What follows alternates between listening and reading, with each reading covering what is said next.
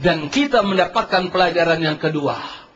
Masjidil Aqsa adalah tempat pelimpahan, penyerahan, estafeta dakwah dari nabi-nabi terdahulu kepada Rasulullah dan kepada umat Nabi Muhammad sallallahu alaihi wasallam. Makanya umat Nabi Muhammad Rasulullah sallallahu alaihi wasallam mendapatkan keutamaan yang besar dari Allah dengan sebutan khairu ummah. Tidak ada umat terdahulu mendapat sebutan khairu ummah kecuali umat Nabi Muhammad sallallahu alaihi wasallam. Kenapa?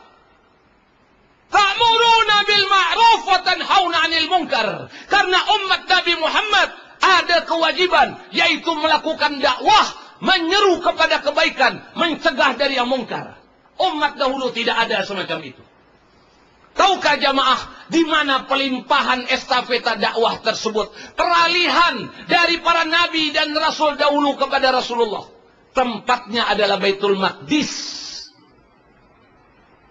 Silakan baca hadis Rasulullah SAW yang menjelaskan tentang kisah Isra wal Mi'raj. Jamaah yang dimuliakan oleh Allah Subhanahu wa taala. Kenapa kita harus peduli terhadap Masjidil Aqsa? Karena Masjidil Aqsa adalah tempat yang dikunjungi oleh para nabi dan rasul terdahulu. Tadi saya katakan, memang masjid banyak di muka bumi ini. Setiap kampung ada masjid.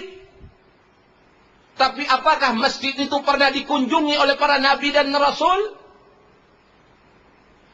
Kalau Masjidil Aqsa, para nabi dan rasul, bahkan nabi akhir zaman, Rasulullah SAW berkunjung ke Masjidil Aqsa dan langsung Allah perjalankan.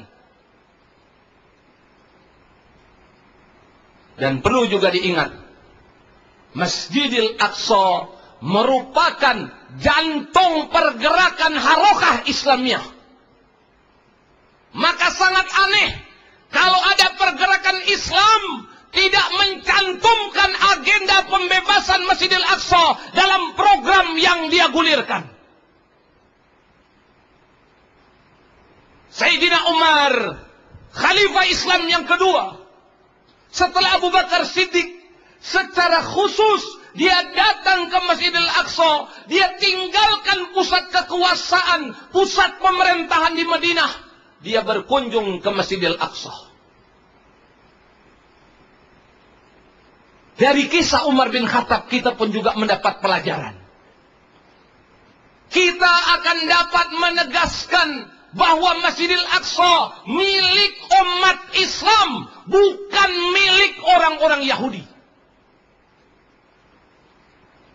Saat ini orang-orang Yahudi dengan media yang dia miliki membuat propaganda, membuat isu yang menyesatkan bahwa di bawah Masjidil Aqsa itu ada kuil Sulaiman katanya.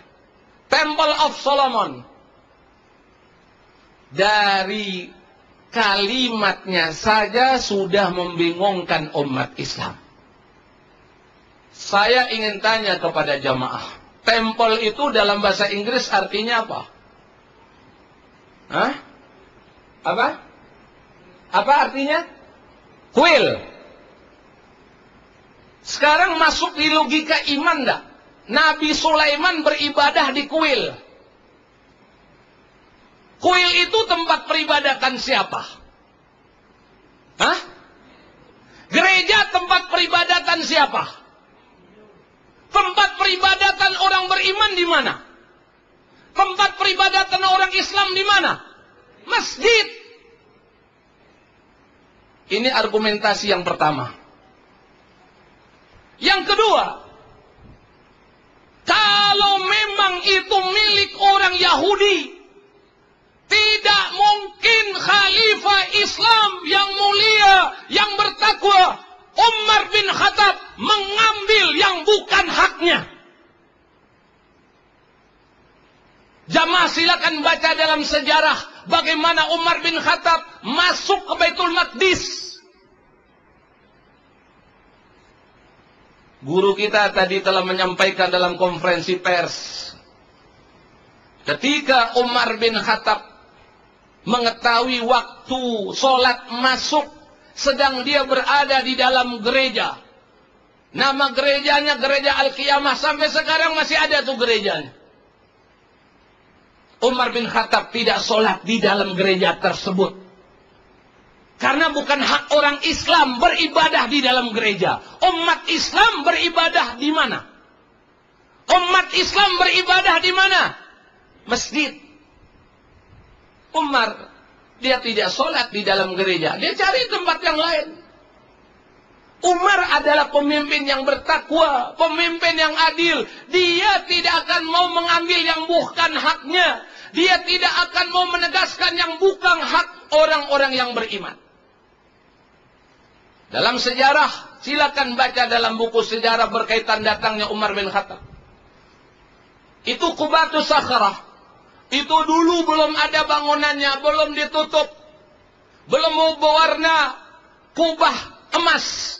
Masih batu yang beronggok. Ditimbun oleh sampah, kotoran, dan lain segala macamnya. Kalau memang itu adalah milik orang Yahudi, kenapa tempat tersebut dijadikan tempat pembuangan sampah dan mereka diam 1000 bahasa? Ini logika yang harus kita gunakan juga. Tahukah jamaah siapa yang membersihkan tempat itu yang mereka kotori dengan sampah? Yang membersihkan itu adalah Khalifah Islam Umar bin Khattab dengan para sahabat lainnya. Dibersihkan sedemikian rupa. Kenapa? Karena Umar tahu ini adalah hak umat Islam, milik kaum muslimin yang harus dijaga, yang harus dipertahankan. Takbir. Kalau Umar bin Khattab, dia telah menunjukkan kecintaan kepada Masjidil Aqsa, kiblat umat Islam yang pertama. Lantas bagaimana dengan umat Islam, pelanjut risalah Rasulullah SAW? Dan banyak alasan yang lain, kenapa kita harus peduli terhadap Masjidil Aqsa. Jawaban yang lain adalah karena kita beriman. Orang beriman, hatinya terpaut dengan masjid. Saya ingin menginformasikan kepada jamaah. Zionis Israel sedang menunggu kelengahan umat Islam. Sedang menunggu kelalaian umat Islam. Tapi ngomong-ngomong kita sampai jam berapa ini? Hah? Terus? Memang belum selesai pidato saya. Orang-orang Zionis Israel menunggu kelengahan umat Islam. Kalau umat Islam lengah, kalau umat Islam tertidur,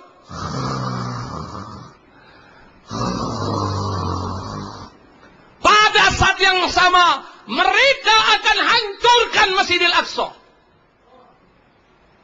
Ini Ustadz bisa-bisa aja ngomong semacam itu. Saya ingin menyampaikan fakta. Boleh saya sampaikan di tempat ini? Boleh saya sampaikan? Saya minta jangan ada yang menjerit. Siap? Siap?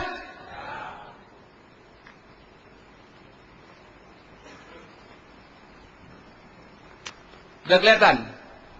Ini wartawan mau foto dulu nih. Silakan. Jamaah yang berbahagia, ini sengaja Kispa membuat kalender 2010 1431 Hijriah. Temanya adalah Masjidil Aqsa akan diganti kuil Yahudi, tanda tanya. Jadi selama setahun diharapkan umat Islam menyadari keinginan busuk, keinginan jahat dari Zionis Israel yang akan mengganti sinagog Yahudi. Mengganti Masjidil Aqsa dengan sinagog Yahudi. Yang saya tunjuk